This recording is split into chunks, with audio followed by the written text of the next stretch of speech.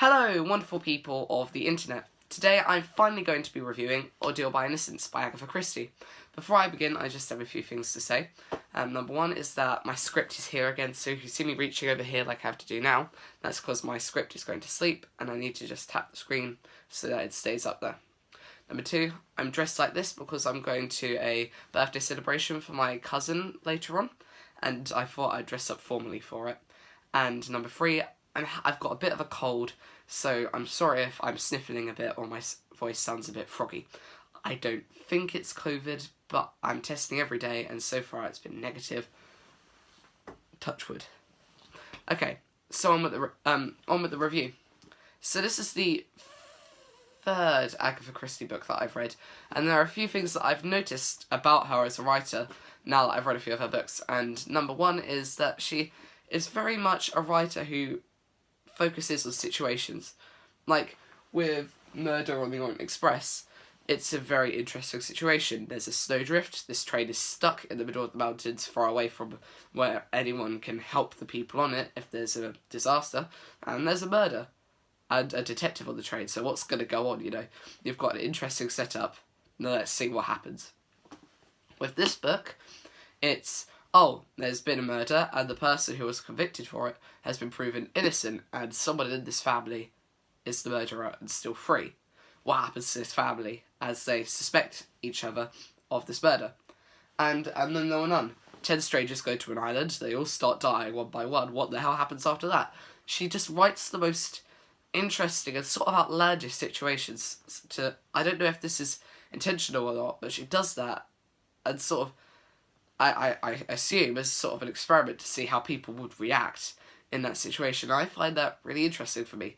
There's a lot of good character work and, you know, exploration of how people react to intense situations in these, and that's great.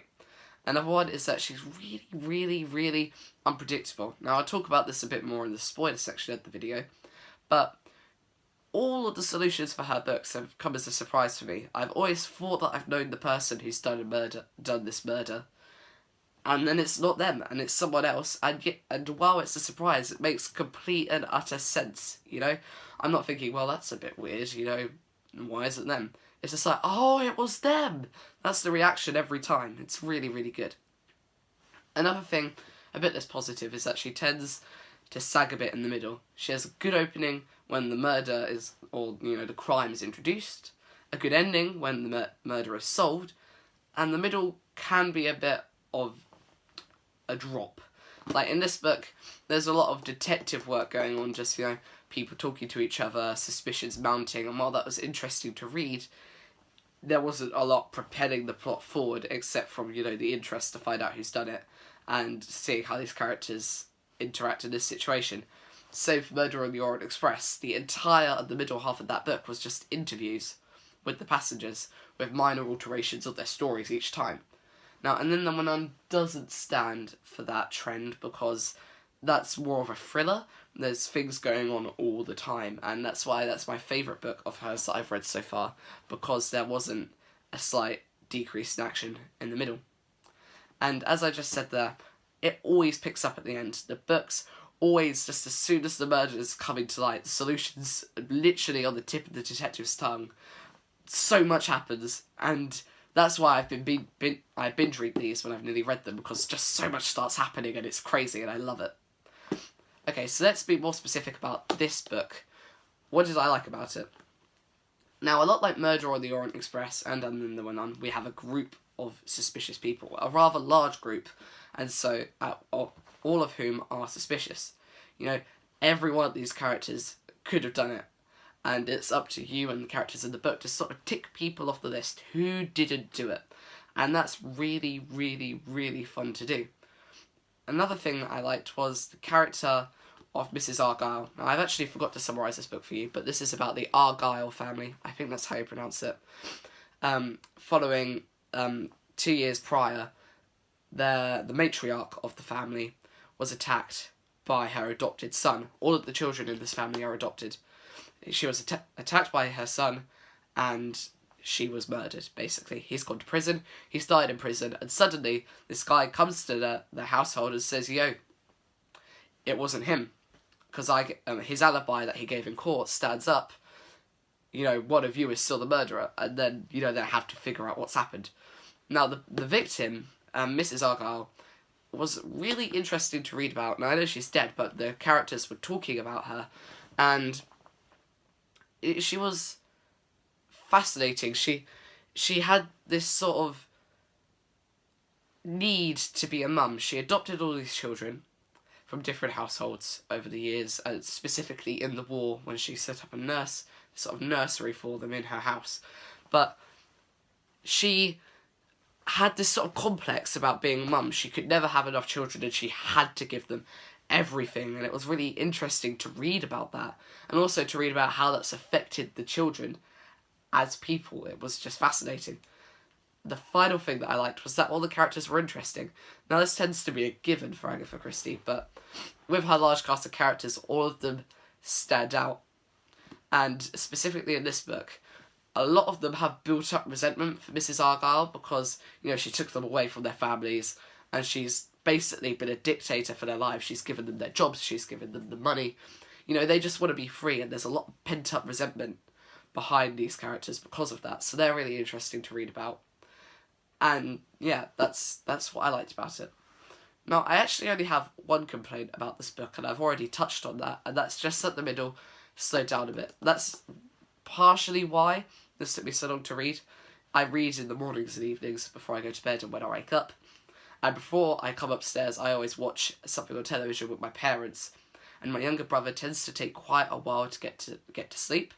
And that means that then me and my parents watch something, and then by then it's like 11 o'clock and I have to get to sleep for school. So I already wasn't getting much time to read, but I also didn't find much of a drive to read when I could in the middle of this book, because it slowed down a bit. It felt like it wasn't going anywhere, although it certainly was. Now I know the solution. Everything that happened was important. But it just felt a bit slow for me, and I lacked the drive to carry on pushing through it. Like, instead of watching television, coming upstairs and reading, which is something that I would do with And Then There Were None, you know, this just didn't have that for me. But that's such a minor criticism, because as I said, once I read the ending, I realised all of the middle stuff was important and was necessary, and while a bit slow, definitely not bad. Okay, so now I'm getting into the spoiler section. I'll leave a timestamp in the description of when to skip to if you don't want to get spoiled for this book. Okay, so I've already spoken about the ending for this book, but I'm going to go into it a bit more now, you know, how it's sped up. So throughout the book, there's very little action. It's very much just dialogue, interaction, thinking, maybe it could be them. And the characters trying to investigate, sort of, could it be this person? And, as I said, a bit boring, but not bad. But at the end, it just went into, like, hyperdrive. Everything happened at the end. There were, like, one character was murdered at the end, and another one was stabbed. And this is only in, like, the final 20 pages. It was just all going down, and then, you know, it's coming to light who's done it, and they're trying to, you know, they're saying, okay, and the detective of the story is going, okay, this is what's happened, and telling all the family and their reactions there. It was so exhilarating to just see it all sort of climaxing, coming to a close. I loved it. Another thing was the solution. So, in this family, we've got the adopted children. I believe there's, let me just count them. Tina, Michael, Mary, Jacko. I might be missing some. There's 4 or 5. I'm just doing it off the top of my head because I don't want to think about it too much and keep you waiting. Actually, the characters are on the back. I'm going to go ahead and say 4. Wait. Yeah, 4. There are 4 adopted children, a secretary, a sort of maid/nurse, and the husband of the victim. Those are all the characters, and I didn't suspect anyone but the children, because the children seemed to have the most reason to kill their mum. As I said, they had a lot of resentment towards her. It made sense if it was them. But then the solution was, it was the maid/nurse. And it made complete sense when I read it, but I had no idea that was coming. You know, she was a bit suspicious, she was a bit weird, but, you know, all the characters were suspicious in this book, and I had written her off at an early stage in the book. And yet, the reason behind why she did it just made complete sense. So what happened was the guy who was falsely persecuted for this this murder had actually convinced her to kill, Mrs. Argyle, the victim. And, it was hinted at in the book that he has convinced middle-aged women to do things before with his charm and good looks. He convinces them that he loves them and then makes them give him money.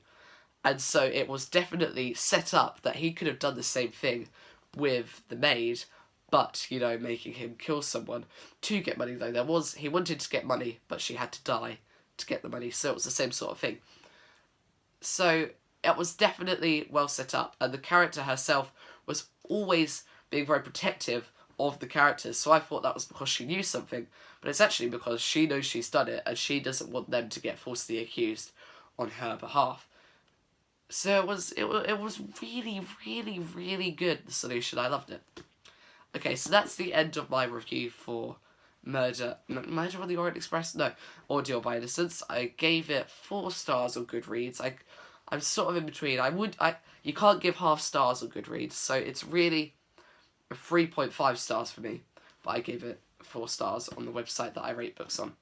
Okay, so that's the end of the review, and now I'm going to get onto my monthly wrap-up, because I think this is the last video that I'm going to release this month, so I'll tie it in with the review. Okay, so what have I read this month? Not that much. I'm very slow, and as I said, this took me a while to get through. So I've only read this and Murder on the Orient Express up here. But I have started a lot of books. I've started The Book Thief by Michael Zuzak at school, and I also started reading Of Mice and Men by John Steinbeck in English at my school.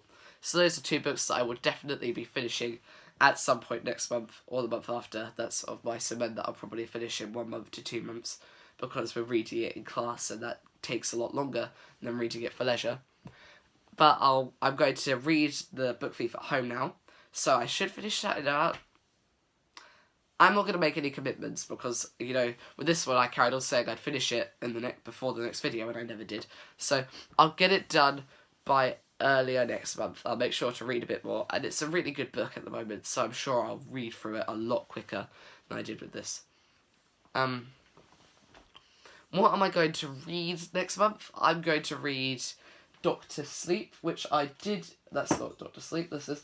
I did intend to read this month, but I didn't get onto it, so I want to read this next month. I also want to read Misery. I want to read these because it's, it's October next month, Halloween. I want to read some spooky books, so some good old Stephen King can't really go wrong.